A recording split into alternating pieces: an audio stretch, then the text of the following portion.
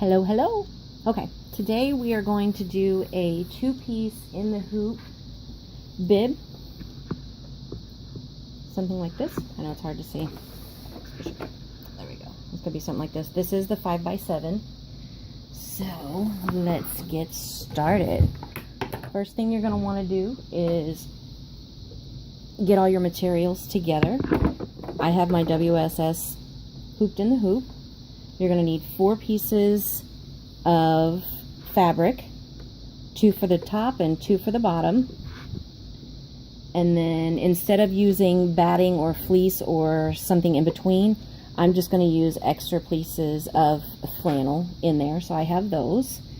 So let's get started. First thing it's going to do is you're going to hoop your hoop and you're going to do the placement stitch. I'll go ahead and let that stitch out and I'll come right back.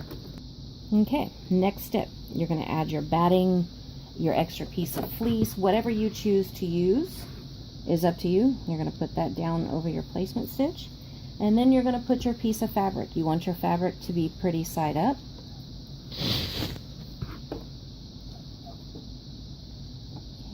Next step, it's going to do a tack down, and I'm going to go ahead and let it do the motif stitch. Once that's all done, I will come back and show you. Okay, we have finished our motif fill. Let's see. Okay, our next step is going to be put our last piece of fabric for the top part of the bib on. It will go pretty side down.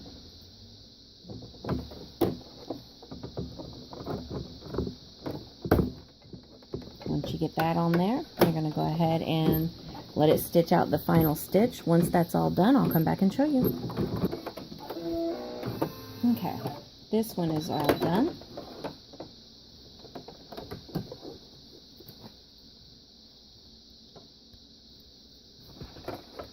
I'm going to go ahead and remove it. Remember, when you remove it from the hoop and trim it, you want to leave that little bit of extra here so that you'll be able to tuck it inside after you get it trimmed and turned. We're going to go ahead and just set that off to the side, and we're going to move on to hooping number 2. Okay, this one is the bottom heart part. Again, I have my WSS done. And we're going to go ahead and load number 2.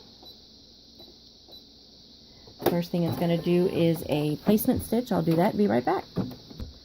Okay, our placement stitch is done. And again, on this one, instead of using fleece or batting, I'm just using a scrap piece of flannel as my batting piece. So we'll go ahead and stick that in there.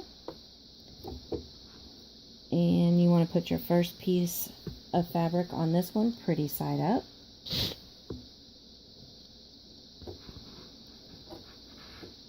We'll go ahead and let that tack down stitch and the motif fill, and I'll be back. Okay, it's done. The motif still on it. Now we're going to move on to the center applique part. First thing it's going to do is your placement stitch to show you where to place your fabric.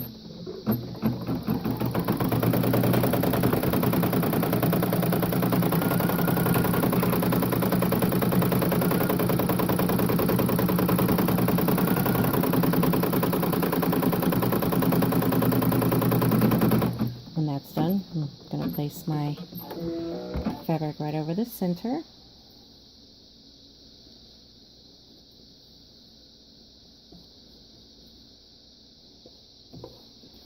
Go ahead and tack that in place.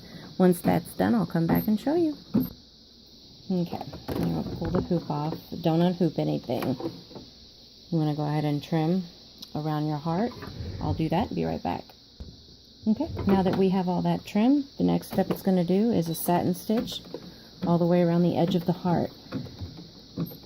After you do the satin stitch is when you can add your name or your saying to your heart.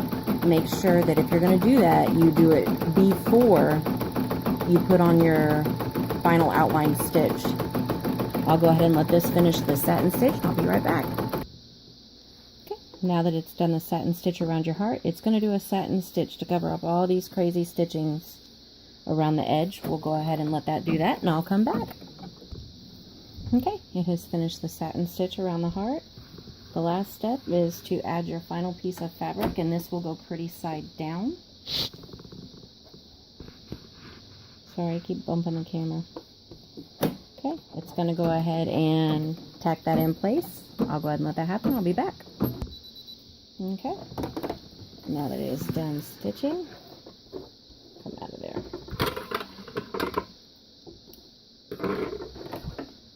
You're going to want to remove it from the hoop. Remember, when you trim, you want to leave that little bit of extra right here. I'll go ahead and trim it and turn it, and I'll be right back. Okay, once they're trimmed and turned, you would just add your little snaps, and there you go. There's your bib. And this tutorial can be done for the 5x7, which is what this is, the 6x10, or the 8x12. Thanks for watching.